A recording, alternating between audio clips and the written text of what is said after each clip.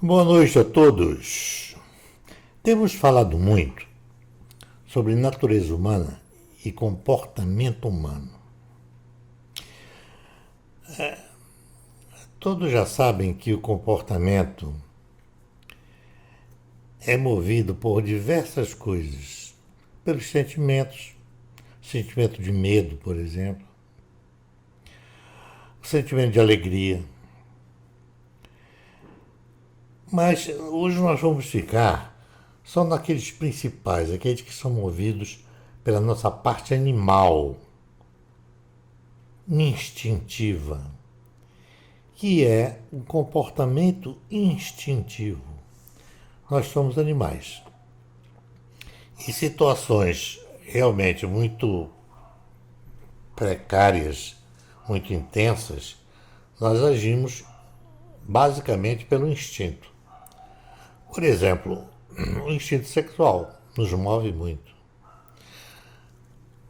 O instinto de preservação da espécie, instinto de sobrevivência. Claro, esse é básico também. Quando nós estamos com muita fome, nós queremos comer.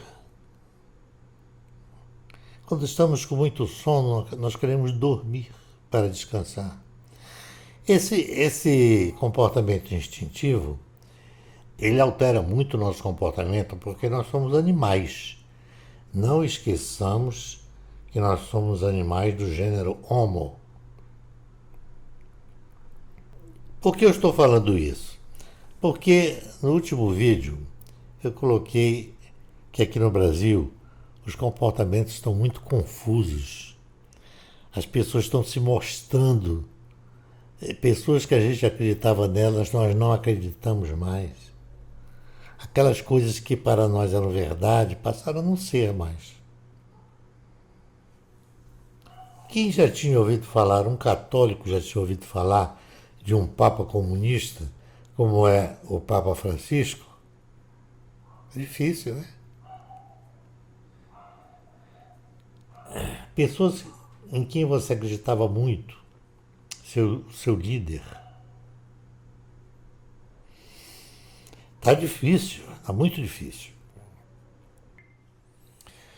Vocês sabem por que 57 milhões de brasileiros votaram no Bolsonaro?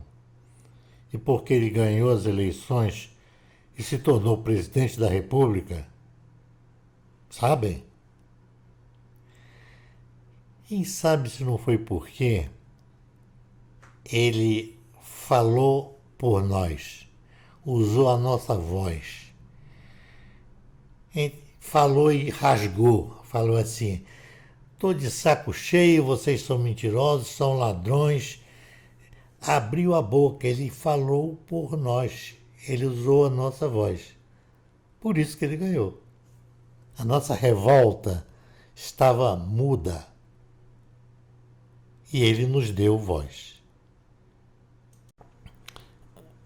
Então, o que eu quero dizer hoje? Eu quero falar hoje que essas alterações todas do comportamento, essas coisas estranhas que estão ocorrendo agora em 2019, tem muito a ver com os nossos interesses. Nós somos hipócritas, na maioria das vezes, e queremos construir uma boa imagem nossa.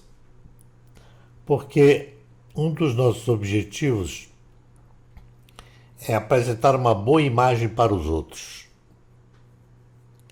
Uma pessoa que tem uma boa imagem, ela aumenta o seu crédito.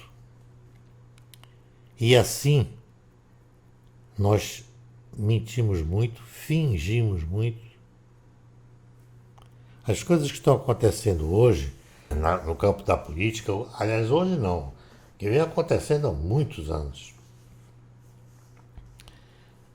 Nós temos descoberto coisas que a gente muitas vezes não acredita. Inclusive tem pessoas que evitam até ler sobre política porque elas não aguentam mais. Elas já estão de saco cheio. Elas já viram muita coisa ruim. elas já foram muito exploradas. As pessoas estão realmente ansiosas, estão cansadas de ver tanta trapaça, tanta bandidagem. Isso aí nos deixa realmente muito cansados. Vamos dar um exemplo, tomando como modelo o Supremo Tribunal Federal, o STF. São 11 ministros que têm muito poder, ganham muito dinheiro e têm todos os interesses.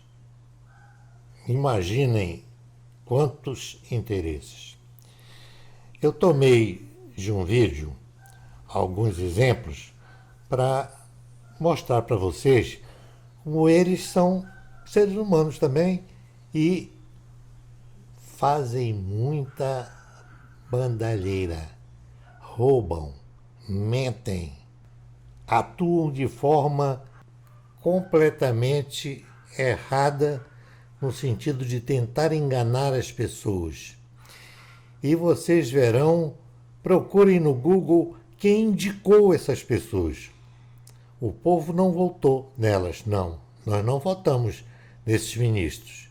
Mas procurem que o Google vai dizer para vocês quem os indicou. Foram outros criminosos, outras pessoas que queriam ver os nossos impostos embolsados por eles, pelos que mandam no Estado. Vamos ver o vídeo. As organizações criminosas e organizações terroristas estão cercando a América Latina. Todos os dias, todas as semanas, nós estamos vendo o que está acontecendo com os nossos irmãos, com os países aqui que ladeiam as nossas fronteiras. Então, muito cuidado, Supremo Tribunal Federal, também, para as consequências nefastas que essa decisão pode gerar, relacionadas com este turbilhão de coisas que estão acontecendo e que são capitaneadas pelos partidos de esquerda desses outros países. Bem vermelha. E falando em articulações, quem destacou o comportamento amistoso dos ministros foi o jornalista Augusto Nunes, ao comentar a foto do advogado de José Dirceu. A foto de Cacai confraternizando com Gilmar Mendes depois do voto de Rosa Weber é mais que a imagem de cumplicidade entre advogado e bandidos em cura, e juízes incapazes de enxergar culpados. É uma prova escandalosa do crime cometido por parte do STF contra o Brasil que presta. Antônio Carlos de Almeida Castro, vulgo Cacai, foi advogado de muitos políticos, incluindo Edson Lobão, José Sarney, Aécio Neves, Romero Jucá, Ciro Nogueira, Fernando Henrique, José Dirceu, Lula e Paulo Maluf. Com essa lista invejável de políticos, eu não precisava nem me estender descrevendo o advogado.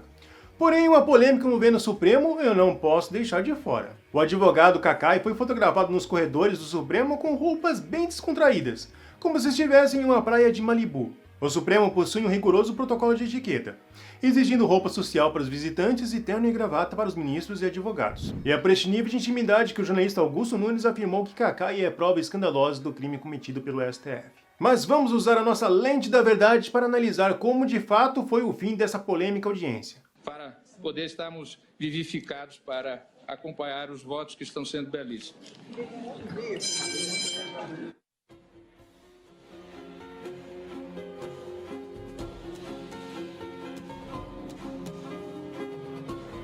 Ao final, Ricardo Lewandowski, que sempre foi um grande amigo de Lula, saiu de seu lugar e fez questão de abraçar a ministra Rosa Weber. Ação que ele não repetiu com nenhum ministro, principalmente os ministros que votaram a favor da segunda instância, que permaneceram isolados.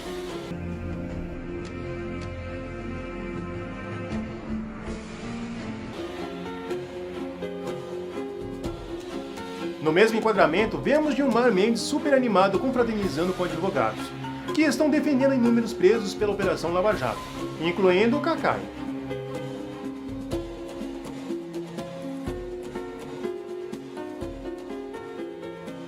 E este tema, que está deixando o povo inquieto, foi discutido pelos senadores.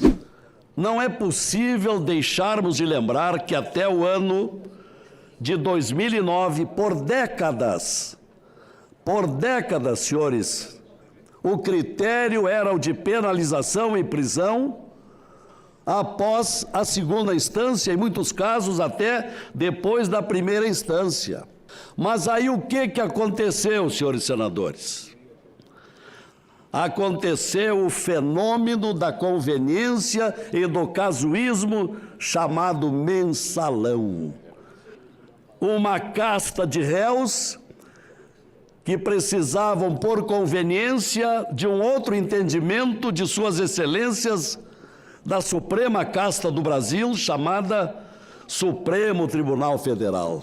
Decisões esdrúxulas nesse ano, suspendendo julgamentos porque tem parentes de ministros envolvidos. Que vergonha, senador Lazier. Manifestações em todo o país marcadas diariamente.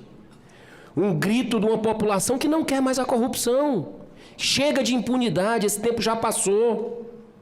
O Brasil não pode ser mais um país de impunidade, não pode ser mais um país onde os julgamentos acontecem de acordo com a cara do freguês, de acordo com a oportunidade. Mas só quero dizer o seguinte, nós precisamos urgentemente refletir que esse não é uma discussão meramente jurídica e nem política, é uma discussão moral que o país tem que enfrentar. Nós temos que enfrentar uma discussão moral. Quem tem causado insegurança jurídica nessa matéria, com todo respeito, não é a Constituição Federal. Quem tem causado insegurança jurídica, no caso concreto, é o Supremo Tribunal Federal. Eu quero saber como é que o Supremo Tribunal Federal, no dia seguinte a decidir pela inconstitucionalidade do postulado, do Instituto da prisão, eu quero saber como é que o Supremo Tribunal Federal, que espero que mude o entendimento, que não seja esse o entendimento, mas que vai dizer é incompatível com a Constituição Federal a execução provisória da pena com base no artigo 5º do 54.